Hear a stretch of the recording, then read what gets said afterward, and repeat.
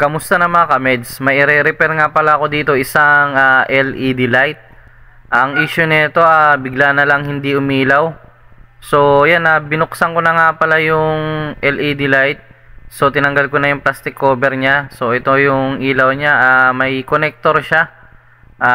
Tsaka yung may dalawang pin naka-connect dyan. So yan ang itsura niya. So napansin ko yung dalawang pin niya, mayroon na siyang corrosion na nangingitim-ngitim na.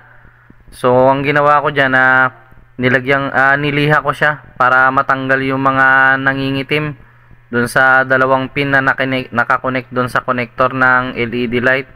So ayan, ginamitan ko lang siya ng panliha, yung 1,000 para manipis lang.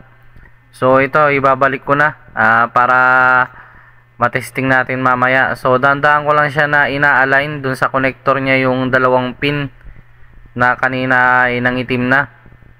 Dahil yun ang napansin ko na dahilan kaya hindi na umiilaw tong LED light na to.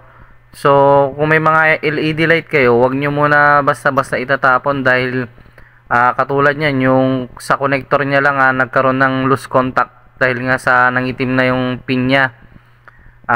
Pwede nyo siyang lihain para maging okay na. So ito, umilaw na ulit yung LED light.